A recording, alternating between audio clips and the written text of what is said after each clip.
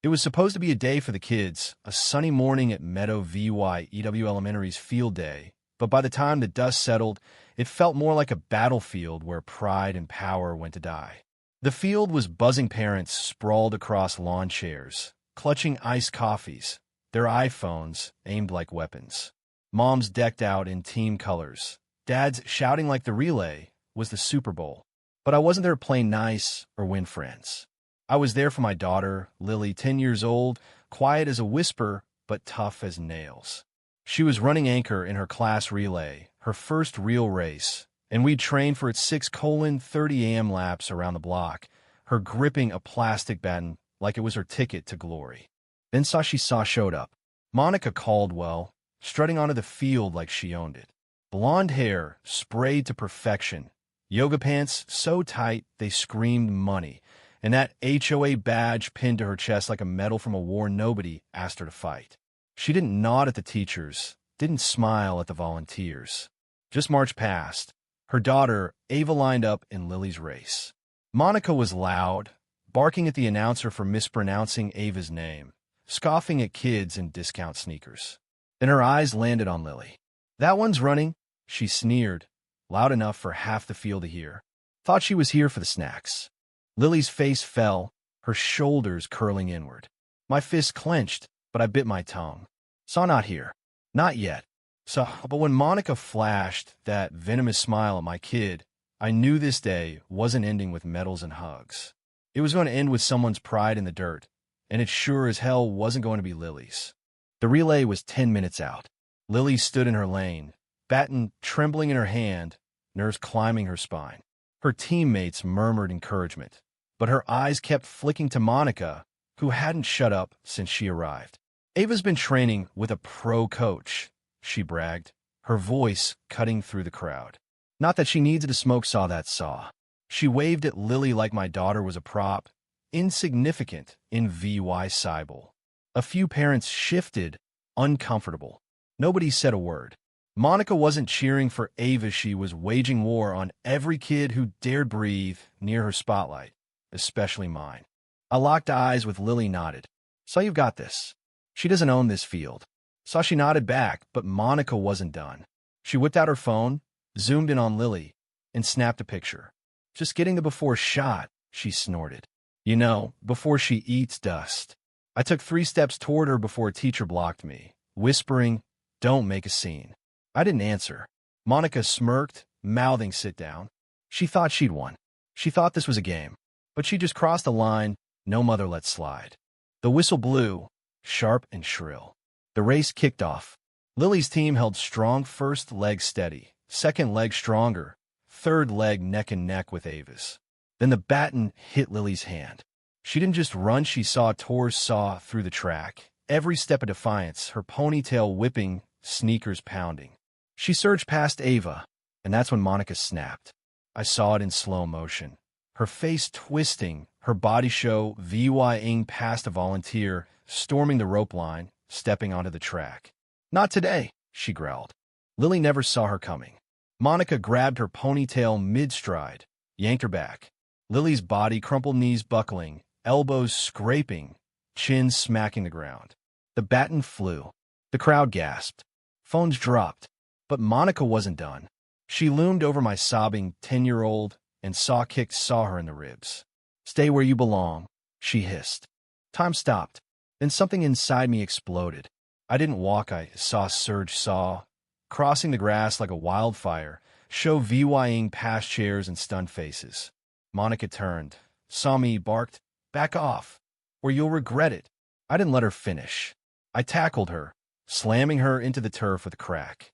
She shrieked as I grabbed her hair, slamming her head into the track once, twice until her breath wheezed out. She clawed my arm, spat curses.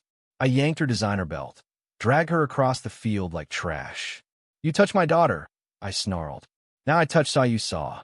Nobody moved, not the teachers, not the parents, not even her husband, Tom, standing frozen at the edge of the crowd. They all knew this wasn't about a race anymore. This was a reckoning. Monica squirmed, her white leggings streaked with dirt, her voice shaky. "You're insane. I'll sue." I slammed her head again, just hard enough to shut her up. You assaulted a child, I growled. My child. She swung, her nails grazing my cheek. I grabbed her wrist, twisted until she screamed. She wasn't in control, any more not of the crowd, not of her body, not of the situation. And that terrified her. There are rules, she gasped. You broke them when you touched Lily. I spat. The crowd was silent, not scared-awed. Phones were up, teachers frozen. I ripped her belt free, tossed it aside, dragged her through the mud. Her sneakers caught in the dirt, her tears mixing with mascara and shame. At the finish line where Lily never got across, I threw her down. She groaned, tried to rise. I pinned her with a foot on her thigh. You hurt a child in broad daylight, I said loud, every word a blade. You thought your name, your money, your HOA badge would save you. I reached in her fanny pack, pulled her HOA badge, snapped it in two, held it up like a trophy. The crowd roared. I leaned in, whispered, "This is just the start, Monica." I grabbed the announcer's mic, flipped it on, my voice booming across the field. Parents, teachers, kids, you saw Monica Caldwell assault a 10-year-old. She ripped her hair, kicked her while she was down. Now she learns what happens when you think status beats consequences. I pointed at her, trembling in the dirt. Get on your knees. She didn't move. Monica, saw on your knees, saw. She crawled, mud caking her face, her leggings torn. I dropped the mic beside her, knelt close. You kicked a child, I whispered. Now you pay. I yanked off her Dula 600 sneaker, held it up, then shoved it in her mouth. For every time you talk down to someone with less. She gagged, didn't fight. I pointed to the finish line. Crawl there, on hands and knees, past every face you ever mocked, or I'll drag you myself. She obeyed. Monica Caldwell, HOA queen, crawling across the track she'd try to ruin. The crowd didn't cheer, they filmed, because humiliation speaks louder than noise. Her elbows buckled, her bare foot dragged. You wanted the spotlight. I called. Take your walk of fame. Parents lined the track, some whispering, some recording. Nobody helped. Not even Ava, her daughter, who stood by the bleachers, arms crossed, face turned away. Monica looked up, begging for sympathy. Ava gave none. Monica's hands clawed the dirt, her pride bleeding out. She crawled past the principal, the teachers she'd belittled, the moms she'd mocked. The lunch staff clapped quietly. The janitor smirked, the nurse muttered, "Karma's late, but it hits hard."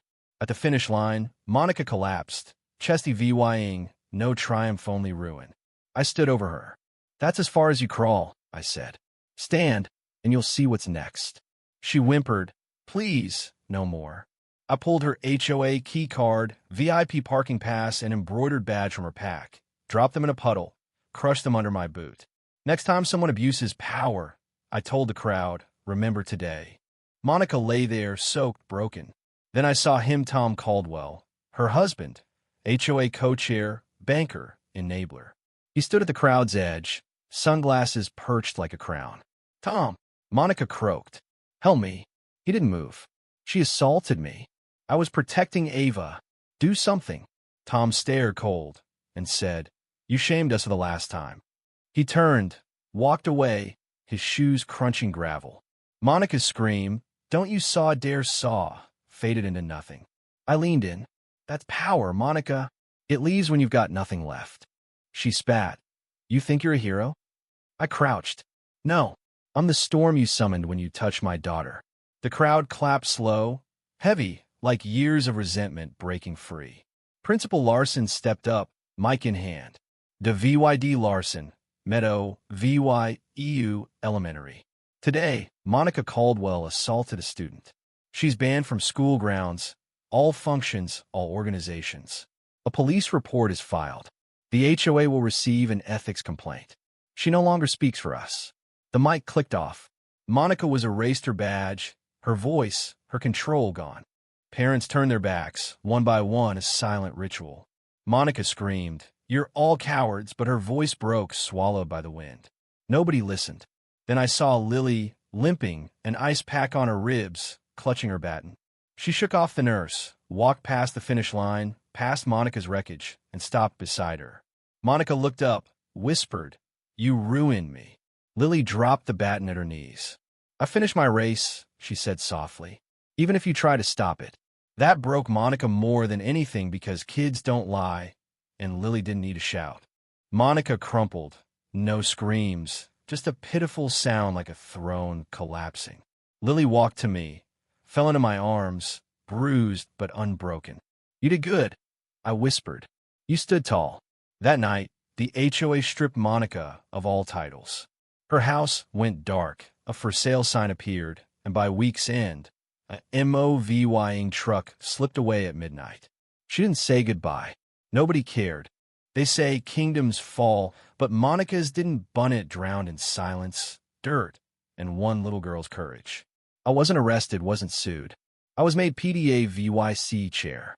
But I didn't smile for the title. I smiled because now, when Monica's name comes up, they don't say president. They say, that woman who crawled. Justice doesn't always wear a badge. Sometimes it's just a mom in a t-shirt, folding chair in hand, who came to cheer her kid and ended up tearing down a tyrant. So what do you think? Was I too harsh? Or did Monica get what she deserved? If this was your kid, would you have dragged her across that field or gone further? Drop for my kid? Yes, in the comments if you'd fight like I did. Did this story hit you hard? Give you chills, make you cheer? Smash that like button. Subscribe for more stories that don't pull punches, that speak truth, that stand tall. Would you have stopped at humiliation or made her pay more? Should I have let her stand, or was the crawl the only way? Tell me, where's the line when someone hurts your own?